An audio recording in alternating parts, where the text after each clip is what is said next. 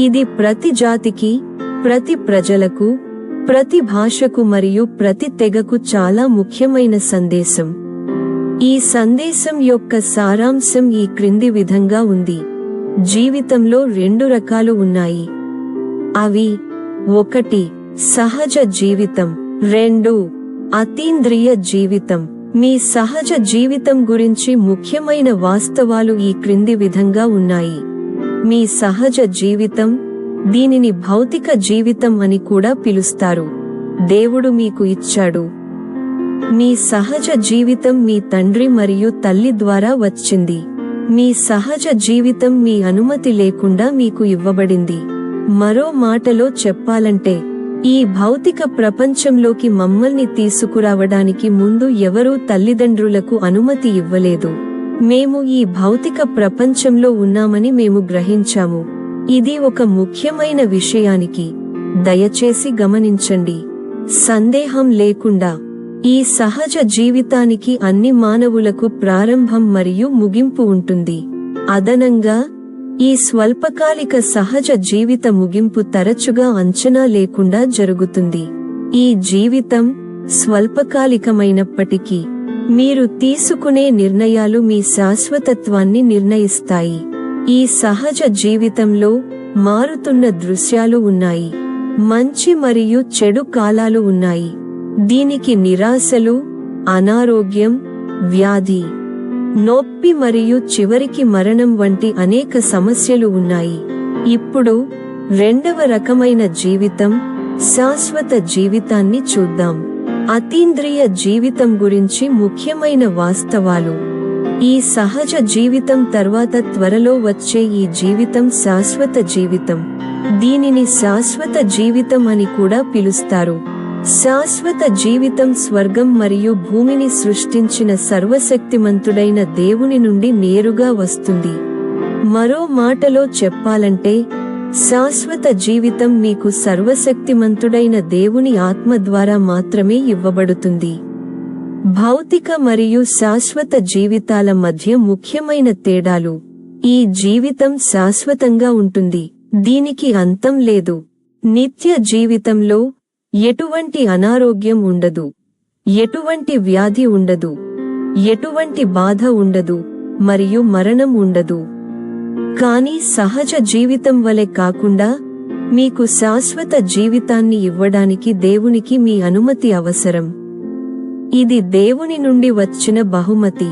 అన్ని బహుమతుల మాదిరిగానే అది మీదిగా మారడానికి ముందు దానిని మొదట అంగీకరించాలి. ఫలితంగా ఈ సహజ జీవితం తర్వాత శాశ్వతంగా జీవించాలనే నిర్ణయం మీరే తీసుకోవాలి. నిత్య జీవము అనేది మీరు వ్యక్తిగతంగా మీ హృదయంలోకి స్వీకరించవలసిన బహుమతి. మీ పాపాలన్నీ మొదట కడుగబడాలి అనేది ఏకైక ముఖ్యమైన అవసరం. యేసుక్రీస్తు ఇలా అన్నాడు, నేను నిన్ను కడుగకపోతే నాతో నీకు పాలు లేదు. యోహాను 13:8.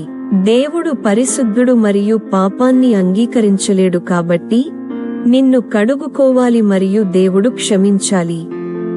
పాపం అనేది దేవునికి మరియు మనిషికి మధ్య విభజనను తెచ్చే ఆధ్యాత్మిక మురికి. గమనిక, ప్రతి ఒక్కరూ పాపి మరియు పాపం రక్తత్యాగం ద్వారా మాత్రమే క్షమించబడుతుంది. బలి రక్తం దేవుని గొర్రెపిల్ల అయిన దేవునిచే స్వచ్ఛమైనది మరియు అంగీకరించదగినదిగా ఉండాలి. యేసుక్రీస్తు చనిపోవడానికి మరియు అందరి పాపాలకు అంగీకారయోగ్యమైన బలిగా మారడానికి పరలోకం నుండి భూమికి రావడానికి ఇదే కారణం. ఈ బలిని అంగీకరించడానికి ఇష్టపడే వారందరూ దేవుని క్షమాపణను పొందుతారు. దేవుడు మీ పాపాలన్నిటినీ క్షమించినప్పుడు మీరు దేవుని బిడ్డ అవుతారు. మీరు ఈ బలిని అంగీకరిస్తే మీ పాపాలు వెంటనే కడిగివేయబడతాయి. దీని కారణంగానే యోహాను బాప్తిస్మమిచ్చువాడు యేసును చూసినప్పుడు బైబిల్లో యోహాను అర్ధరాత్రి 1:29 ఇదిగో లోక పాపాన్ని తీసివేసే దేవుని గొర్రెపిల్ల అని చెప్పాడు.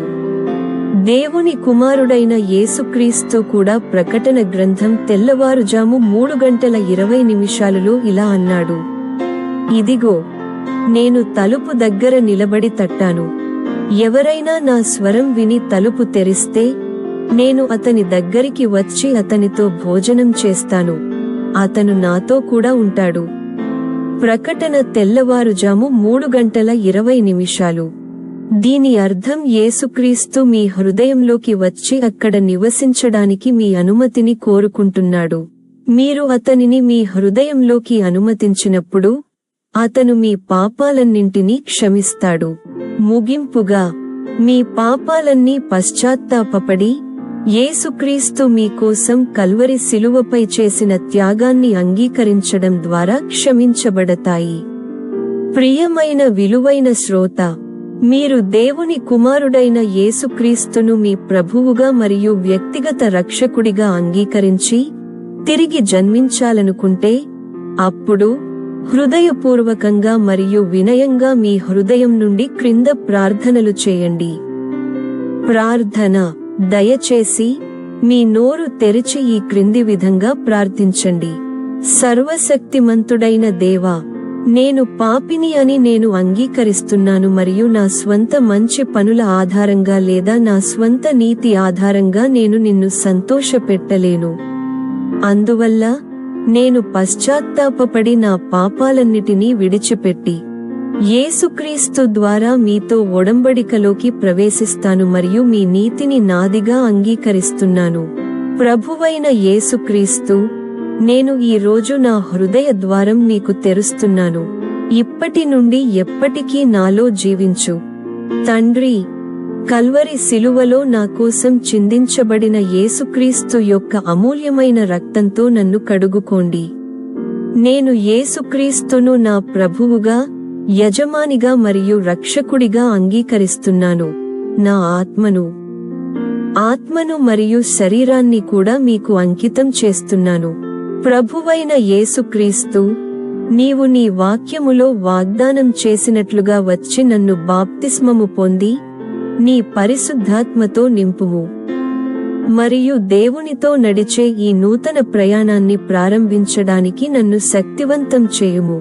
తండ్రి, నీ కుమారుడైన యేసుక్రీస్తు అమూల్యమైన నామములో నూతన జీవితపు ఈ అద్భుతానికి ధన్యవాదాలు. ఆమెన్. ప్రియమైన సహోదరుడా, సహోదరి, మీరు పై ప్రార్థనలను హృదయపూర్వకంగా మీ హృదయం నుండి ప్రార్థించినట్లయితే ఇప్పుడు మీరు తిరిగి జన్మించారు. మీరు దేవుని కుటుంబంలోకి స్వాగతం. అభినందనలు. ఆధ్యాత్మిక పెరుగుదల తదుపరిది. మీరు తిరిగి జన్మించారని, దేవుని కుటుంబంలోకి మీరు ఆధ్యాత్మికంగా ఎదగాలి. దీనికి మీ నుండి అంకితభావం అవసరం. క్రింద మీరు తీసుకోవలసిన కొన్ని దశలు మాత్రమే ఉన్నాయి.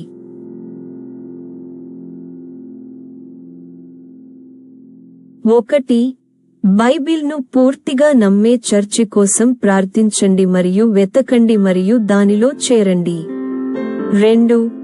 నీటి బాప్తిస్మం కోసం ముంచడం ద్వారా అవకాశాన్ని వెతకండి.